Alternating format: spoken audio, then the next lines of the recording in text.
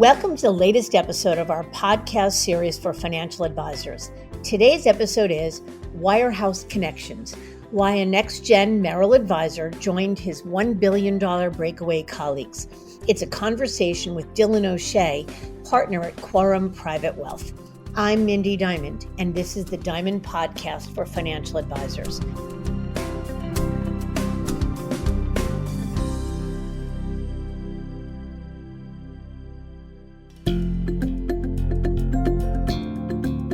At Diamond Consultants, our mission is to help advisors live their best business life. We want every elite advisor to find exactly the right place for their business and their clients to thrive, whether it's at a wirehouse, a regional, boutique, or independent firm. As the industry's leading recruiters and consultants, we've transitioned more than $250 billion in assets under management in the past decade, and each year, 25% of transitioning advisors who manage $1 billion or more are our clients. If you'd like to talk, please feel free to give us a call at 908-879-1002. Are you a financial advisor who's curious about whether you're in the best place to serve clients, or if there might be a better way to optimize your business for the future? Should I Stay or Should I Go is a new book that serves as a self-guided journey, walking you through the key steps that Diamond Consultants takes with our advisor clients, whether considering change or not. Visit diamond-consultants.com/the-book to learn more. The choice to leave the firm where you built your business often comes down to what we call the pushes and pulls. The pushes are typically those things that are limiting or frustrating you. The pulls are the desire to achieve something greater, a vision for a future that allows you to serve clients and grow the business with less friction and more potential. It's not uncommon to feel some pushes, but we find that advisors more frequently shared that they left their firm because they were pulled toward an option that offered a better way. Dylan O'Shea is one such advisor who felt that pull. In his case, it was an attraction that led him toward independence after 10 years of building a solo practice at Merrill, ultimately generating about $1 million in annual revenue. While at Merrill, Dylan was a coach for the Financial Advisor Training Program and served as chair of Merrill's Next Gen Leadership Council. It was during his tenure on the ladder that he met Kelly Milligan, former chair of Merrill's Advisory Council to Management, or ACTM. I had the privilege of interviewing Kelly shortly after he and Mike Barry left Merrill in 2021 to launch the billion-dollar independent firm Quorum Private Wealth, so be sure to look up that episode. As a young and growing advisor, Dylan watched as those like Kelly left Merrill to follow their dreams and build independent firms that offered them greater freedom and control, which was a prospect that Dylan found attractive. Over time, the nagging sense that Merrill was no longer his tribe, as he put it, became stronger, and he wanted more than he felt was possible at the firm. After conducting due diligence, Dylan decided to rejoin his former senior colleagues at Quorum in 2022. Dylan shares his story and how he found a new tribe in the process. It's a narrative that offers a unique perspective from a young, growing advisor with a long runway who could have easily opted for a transition check, but instead chose independence. Why he opted to tuck into an existing firm rather than build his own, and much more. There's a lot to discuss, so let's get to it.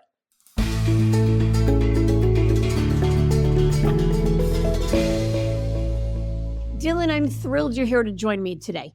Thank you, Mindy. Longtime listener, first-time caller, so it's an honor to join you. Thank you. I'm thrilled. Lots to talk about because you are a young and successful advisor. We have a lot of young and successful advisors and advisors that look like you in our listening audience. And so I think your story will resonate.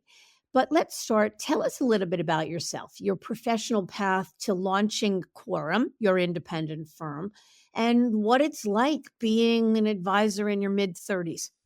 Sure. So my professional career starts as a summer analyst with JP Morgan, the summer before senior year.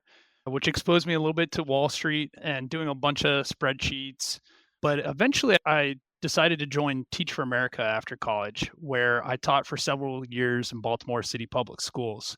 Hardest job, but I think it's relevant to then the role I play today because it eventually you learn to listen, you learn how to present, articulate concepts, not assume any prior knowledge. So when the opportunity came to join Merrill Lynch through their training program, I applied. Long story short, spent almost 12 years at Merrill. And then eventually, which we'll dig into, decided to leave Merrill Lynch and join Supported Independence with Quorum Private Wealth.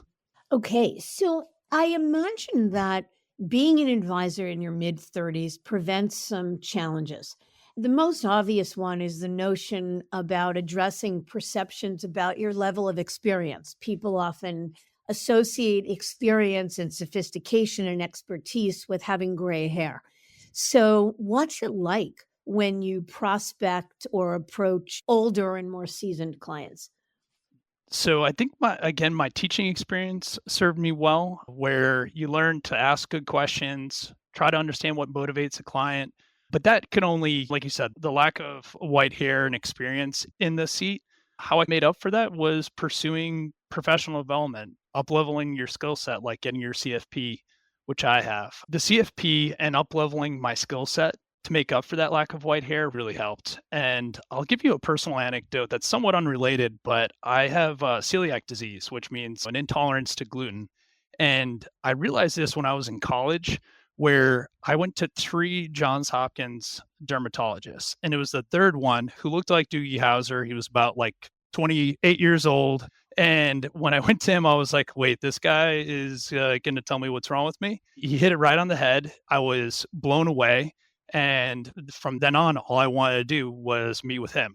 He was the youngest, professional in the practice, but because he provided that value and that insight, and he was staying up to date on the latest trends in dermatology, he was the one to uncover that. So I felt like that kind of gave me some personal confidence that yes, I don't have the white hair, but if I can understand complex financial planning topics and break it down for clients and deliver that value to them, then I think that makes up for the age gap. Yeah, and I can relate to that. My two sons are in the business. They are my next gen successors.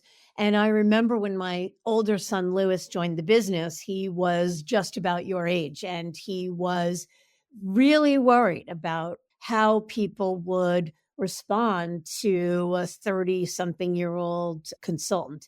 And what I said to him was exactly what you're saying. I said, you killed them with competence and smarts and sophistication. And suddenly nobody pays attention to your age. And that's exactly what he did. Like you, he worked harder, he worked smarter, he became incredibly sophisticated in his thinking. And now age doesn't matter at all. So I get that. Want to ask you, you opted when you left Merrill to join Kelly Milligan's practice.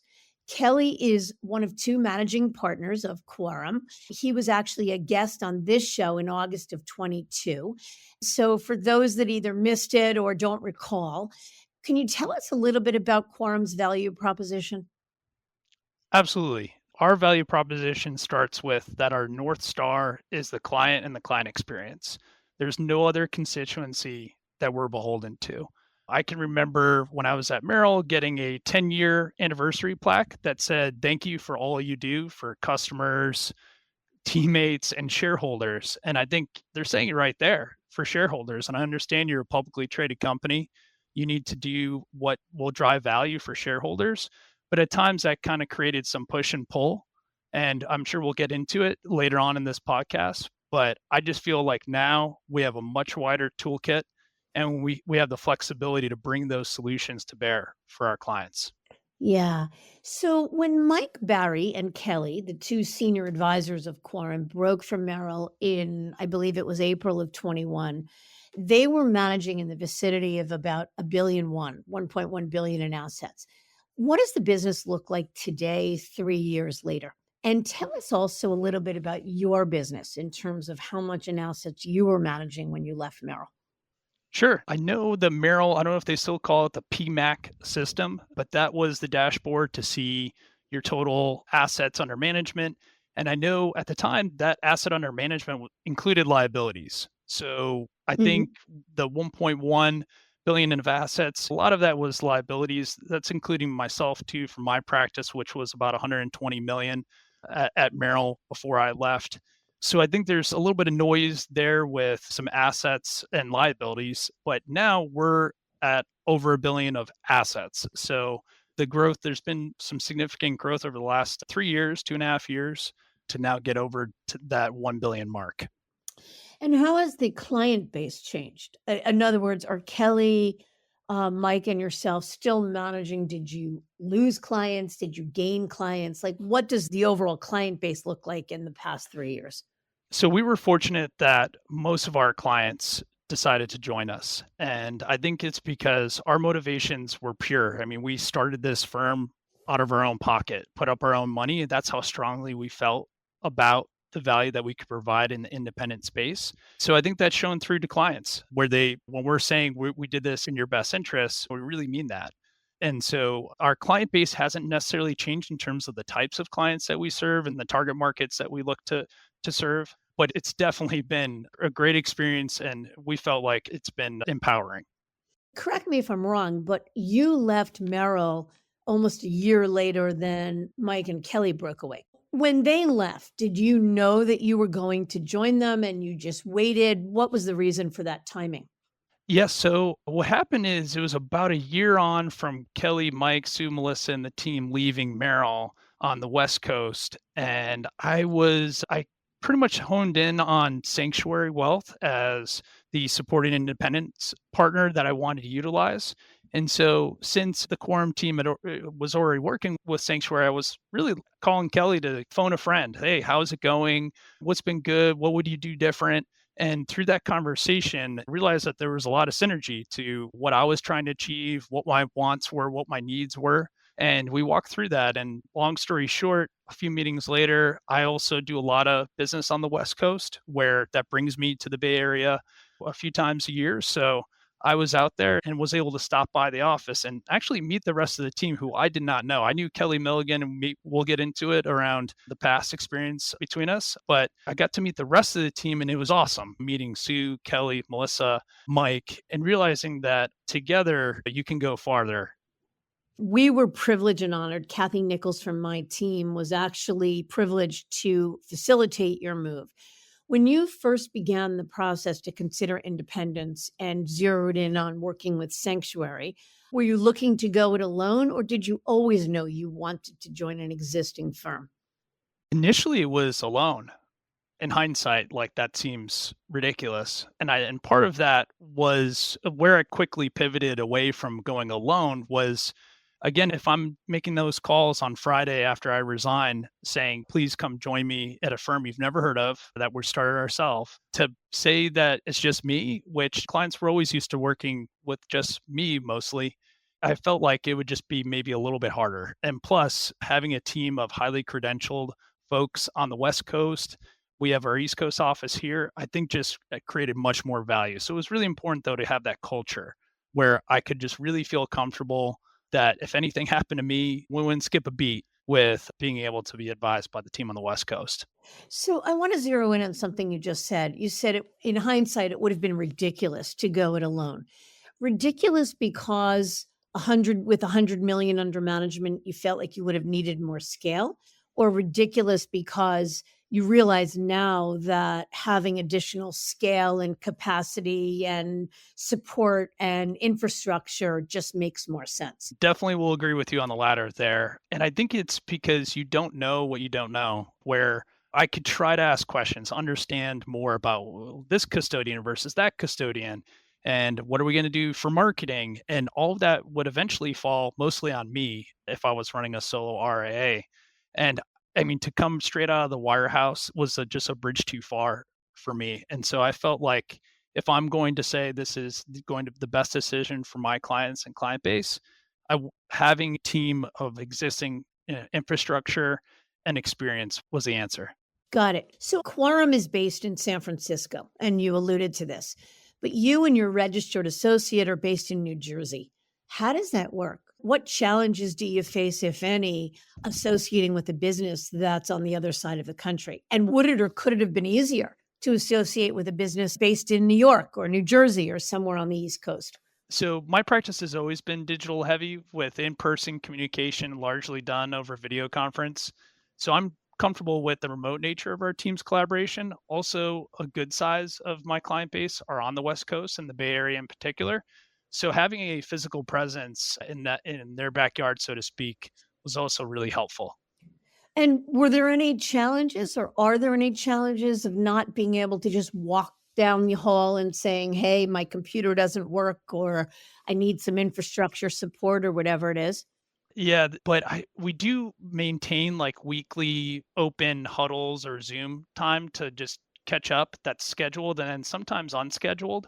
So I don't see us really missing out that much. Yeah, more and more we are hearing that. And I know from we call what you did a tuck in scenario where you are bolting on or tucking in, taking your business and tucking into an existing RIA.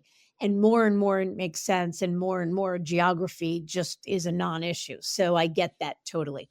Let's talk a little bit about your time at Merrill. So I know you built your business entirely on your own. How hard was that? How did you do it? You were younger even when you started. What'd you do? Yeah, so you initially try all prospecting methods. I can't remember the phrase, but you try everything, nothing works well to that extent. Definitely, that was me. But then you eventually find your target market or your niche where that's where you can grow referrals. For me, that was Google employees, understanding their benefits, how to make sure to manage their stock compensation, and then that can lead to referrals. So you have to start with like getting a few people to trust you and work with you, and then demonstrate that value that can then go and extend to receiving introductions from others.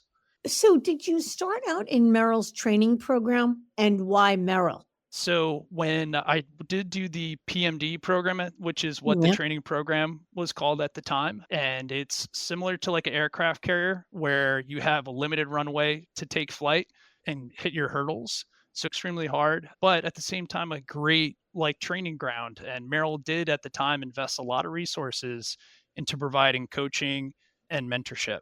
And how about over time in your lifetime at Merrill?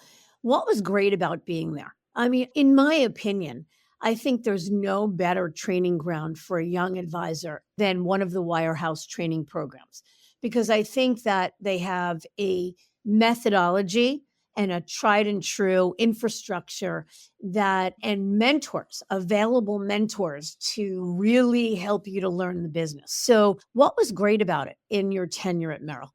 Well, I'll completely agree with everything you just said, Mindy. And ironically, it's the platform is, I mean, I'm saying this now on the other side, but the platform is great and can best leverage the partnership between Bank of America and Merrill to serve clients. It can be a terrific experience for the advisor and client. Of course, when it doesn't go well, then yeah, it's not obviously.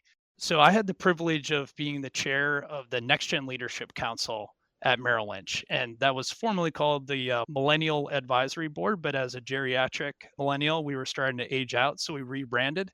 But what was really exciting and refreshing was it was getting together folks from all across Merrill nationally in different lines of business to come together and interact with upper management. And ironically, that's also how I got to know Kelly Milligan because he was the chair of the ACTM and I was the chair of the Next Gen Council. And so we would have some overlap.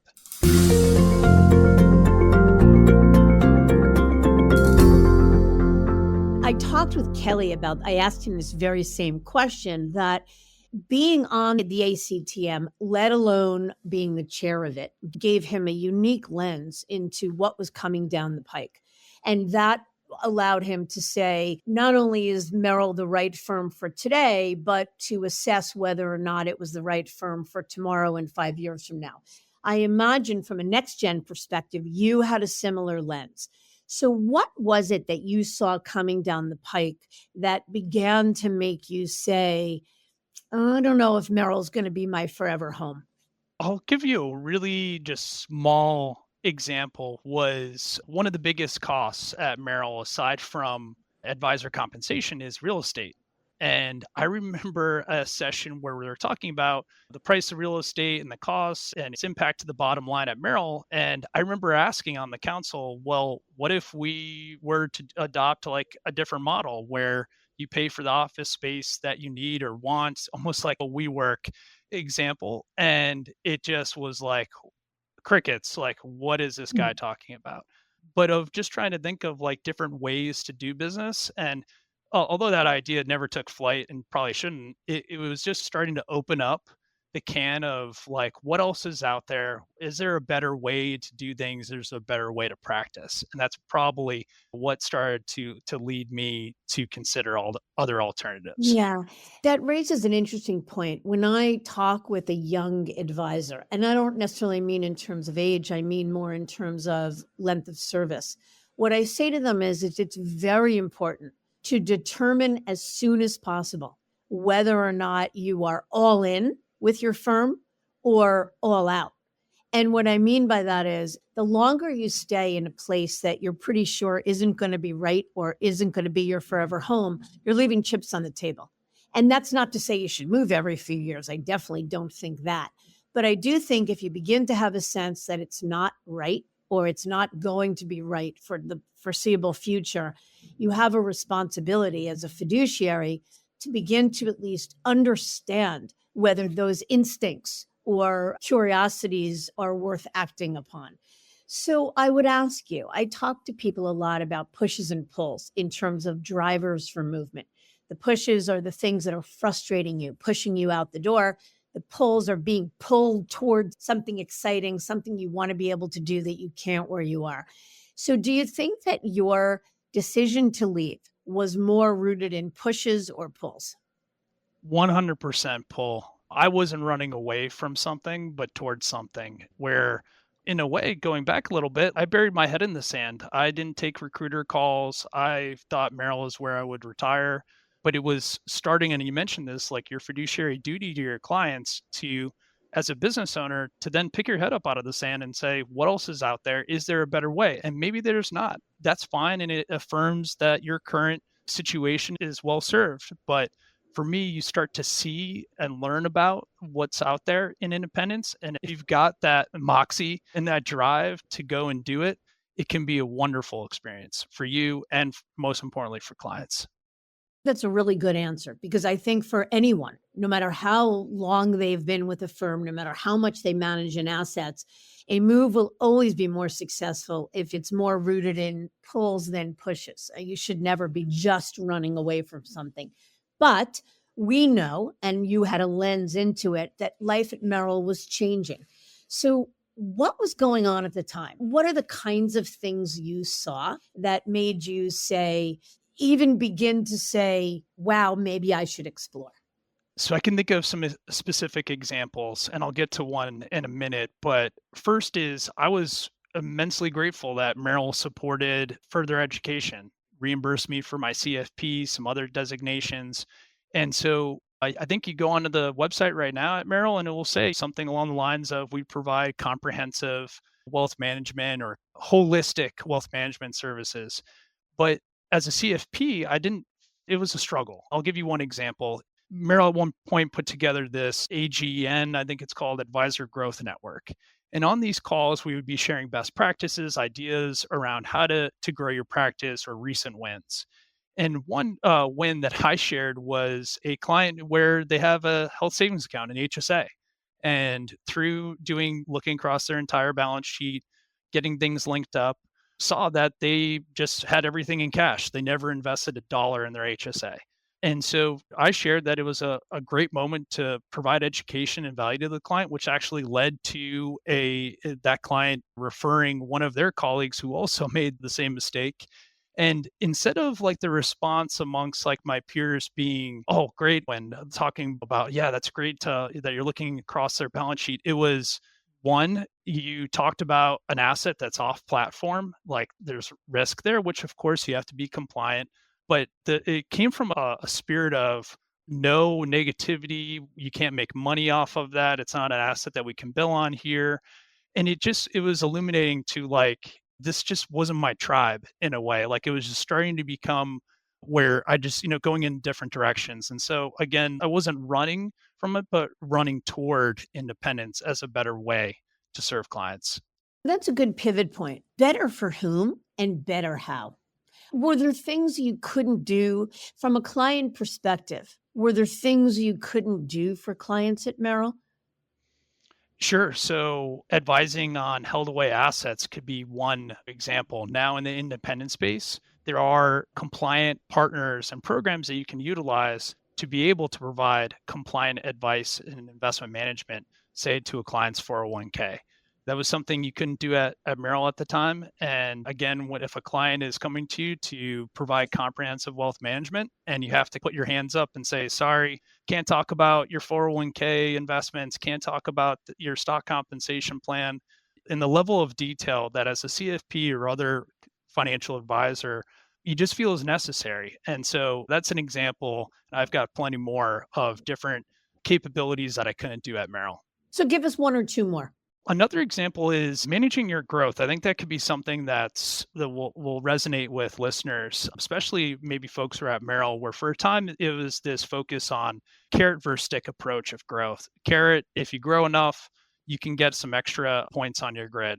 Stick, that if you don't grow, you'll get points off of your grid. Fortunately, since I, I could only grow because I had of given my denominator coming out of the training program, that didn't hurt me, but I know it creates friction around you establish this practice and really the firm's telling you how to run it and then having punitive actions related to your comp. So for us, it's to be able to manage your growth. So if I want to onboard someone that maybe wouldn't meet a typical minimum out of the gates, but is going to have a liquidity event on the horizon, I would much rather interact with that person now and start doing some pre-planning to be smart around managing the windfall than, oh, okay, a year later, and by the way, now I'm up against all of the other private banks that are circling for your business. Yeah, I will say something there. What you just described, the notion, most people don't describe it as managing your growth, but it's a great way to describe it. The incongruence is what a lot of people say. And I've had the privilege now of interviewing hundreds of Breakaway advisors. And this is not just an indictment of Merrill, but it is a statement about working at a wirehouse or as an employee of a big firm, that there is an incongruence between an advisor's ability to do 100% what they feel is in the best interest of their clients, acting as a fiduciary, and the carrot and stick approach that all the big firms deploy. And it's fine when the incentive to grow is congruent with what you want to do for your clients. It doesn't feel so good when it's incongruent. I agree. And I think of like all of the teams or advisors at Merrill or other wirehouses that they spend so much time like figuring out how to attribute the levels of success or lack of amongst the team. And it creates friction and unhappiness. But it most importantly, it takes time away from your business and client conversations. Yeah. So let me ask you a question. A lot of people in your position with under, say, 300 million in assets and young would opt to, despite the desire to do better, to be able to do things that they couldn't where they are, despite any pull they might feel to go elsewhere, despite the fact that they know that Merrill or any other firm is not going to be their forever home, would opt to say, I'm going to move, but I'm going to wait another 3 years. I want to wait till I get to 300 million or 500 million or whatever it is under management, or I'm going to wait till X, Y, or Z happens. Did that go through your mind at all? Mini funny story that went through my mind when I resigned to Matt Grossman in the Fifth Avenue office in New York City, who's a terrific guy, love him. And he said to me, he's like, good for you. I'm trying to remember exactly, but good for you. But I would have waited until you were doing a few more million in production. And my mindset was, well, I'd rather do that early and rather than late and build my way up to it. And so for me, it was again going back to that pull, the pull of independence, that if you can be laser focused on the time to serve clients and not have kind of the nonsense distractions that you have at some of the big wirehouses, that you'll more than offset that. Once you see something that you know is going to be better for your clients, better for the ability to grow the business, better to serve clients, you can't unsee it. So you resign to your manager, who in the traditional wirehouse world, that's exactly what they would say. You're nothing until you're generating 5 million in revenue or 3 million in revenue or whatever it may be. So I'm not surprised he would have said that to you. But if you go back to what I said earlier, if you know in your heart of hearts that you're leaving chips on the table, chips in terms of the ability to do better or best for clients and for the business, then what's the point of waiting to getting to some mythical number? Why wouldn't you want to do it as soon as you realize it? Absolutely. Okay, I want to go back to the concept of affiliating with an existing firm.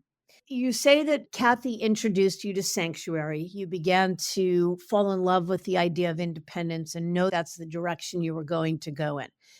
The downside, though, to tucking into or associating with somebody else's firm is that you are giving up a good amount of control. So here you are, whether it be an advisor at Merrill or if you had gone independent and built your own firm, you would have owned 100% of the firm.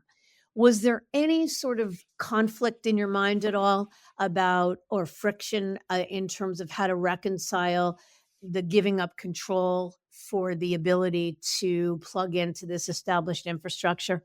So our affiliation model is it gives me the opportunity to run my own independent practice, but within kind of the guardrails of Quorum, almost like a supported independence within supported independence. So I didn't feel like I'm giving up too much control. And I think it's when you share a similar philosophy when it comes to managing a practice, investments, what have you, with your partners, like I don't feel really constricted in terms of that I'm not able to do things that I want to do. And part of actually that due diligence or that journey, and I do credit Kathy and your firm for the resources that you provide, was creating sort of my ideal advisory practice, like just putting it on paper, writing it down and saying, here's my needs, here's my wants. And is that congruent to what Quorum is doing or what Kelly and Mike and Sue and Melissa are doing? And if it wasn't, then I would say, okay, this thanks, but no thanks. But everything we were able to do is was checked off. And so I felt that comfort. You hit it on the head. The essence of our approach and our guidance to every advisor, whether they work with us or not, is to a lot of people do it backward. They get calls from either third party recruiters or managers at other firms. They begin taking meetings. And then they get to a point where they're like, I'm not really sure here. I don't know what I don't know, because it's backward approach. The best approach to due diligence is to take the time to first be clear on what your North Star is. What is most important? Begin with the end in mind. What do I want this thing to look like? And then you've got all the questions you need to ask to make sure that Quorum or any other firm fits the bill.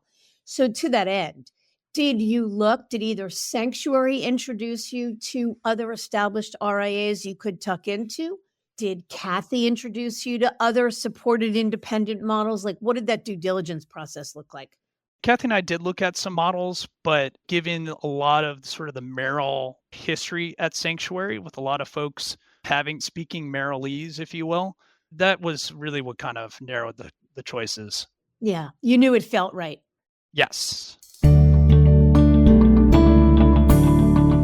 And what did your clients say? I mean, you said before it would have been ridiculous to go it on my own. And one of the reasons is because how can I pitch my clients in a firm they've never heard of? Well, I assume they've never heard of Quorum either. So how did you pitch it and how did they respond? So I follow legal advice where you do not pre-solicit and mention it to anyone. So that call obviously caught clients by off guard. And some were a little annoyed, like, I've got a life too, and now you're uprooting my life. And so it tests relationships too. But having a pure motivation that and explaining the rationale. And for some, being very frank, like, we put up our own capital. It's employee owned. We decided that there was a better way to do this, and we invite you to join us on this journey. And we think that everything will be same, neutral, or ideally better here at Quorum Private Wealth. So I think that resonated. 100% of your clients follow? So not 100%. That's not the best feeling, but you do think about or if in your heart of hearts, were they the right fit? And I would say really the folks that decide not to join us, sure, if they want to reach out, they're not happy anymore, they have my contact information. But in my heart of hearts, I didn't think that probably they were the best fit for what we're offering now. We call that the concept of shrink to grow. And in the Wirehouse world, you are taught or indoctrinated to believe that you're only successful if every day you're adding new assets. When you become an independent and you take control or agency over your business life, you begin to realize it's more about bringing in the right assets. And so the notion of leaving behind the clients that weren't meant to be yours allowed you to free up and grow it the right way. So I assume you feel good about that, that was a good decision. Absolutely. So you mentioned Quorum being employee owned.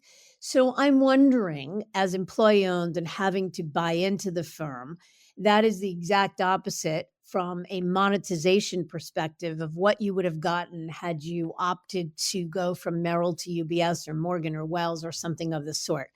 So, how did you reconcile that, having to pay money versus the ability to take chips off the table? So I never seriously looked at another wirehouse because I couldn't say that was going to fix everything that I was looking for and then some. So, but how I reconciled it as far as putting up my own capital to join Quorum is just the belief that you have now that freedom, flexibility, control to manage the business. Maybe in the future, if you do want to have an exit, that's in your control, not based off of the terms that the firm where you're at is currently offering. Got it. Not everybody would have opted to do that. And I say that all respect. The beauty of how the industry landscape has expanded today is that there are so many more options for advisors. Many advisors might have fallen in love with Quorum, but said, no matter how much I love it, I'm not going unless they pay me X amount of dollars. And there are plenty of firms that do. But that's the beauty, is that it's an inside job. The advisor is free to try on lots of different things, lots of different sizes and shapes, and decides what's best for them. I absolutely agree. How did your due diligence process go?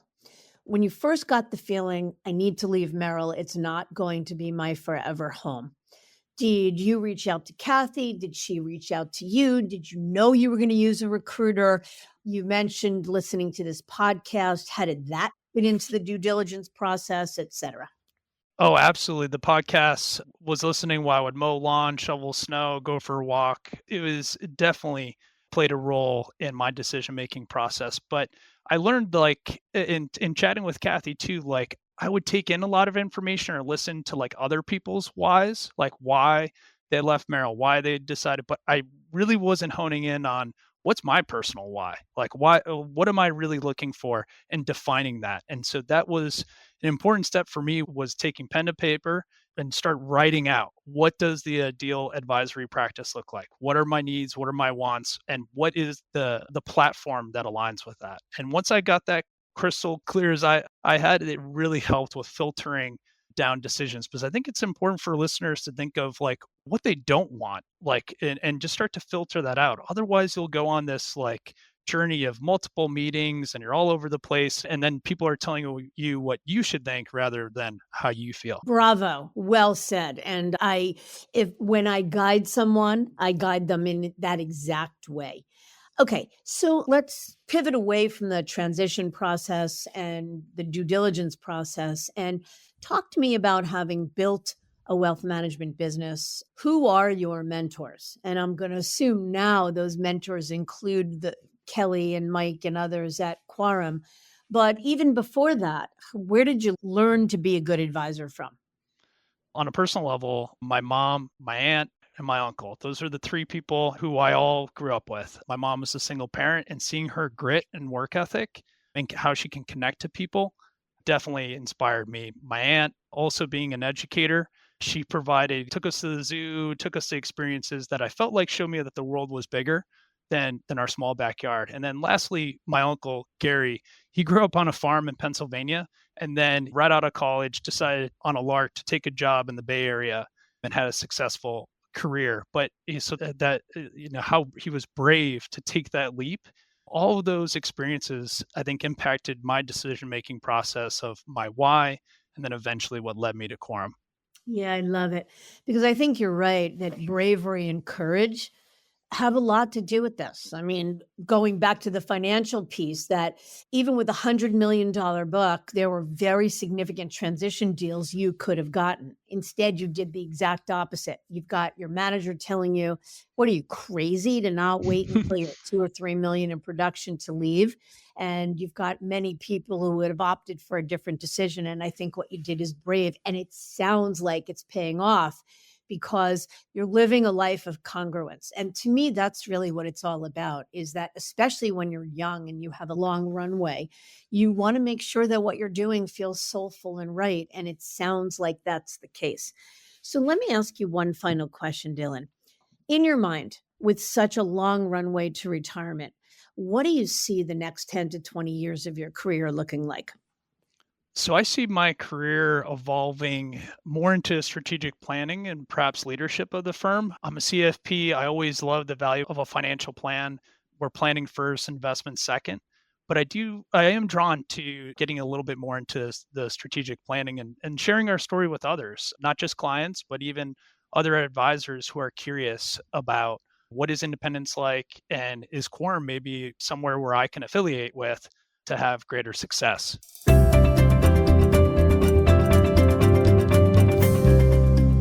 Dylan, I can't thank you enough for your time and your insights. It's always refreshing to talk to somebody that is really just in early innings of what will be a very successful career.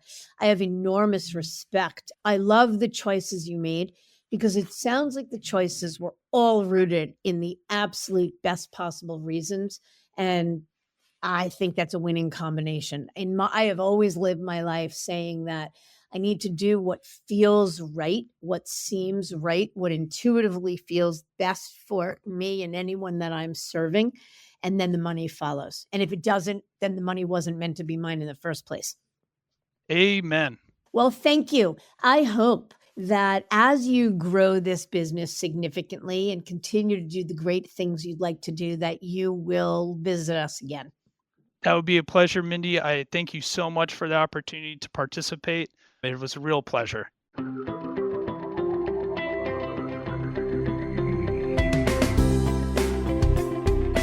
As a financial advisor, you hold yourself to the highest standards of integrity, honesty, and credibility. You are successful because you take your professional responsibilities seriously and are dedicated to your clients. But are you living your best business life? Are your goals aligned with your firm's, or could a better option exist?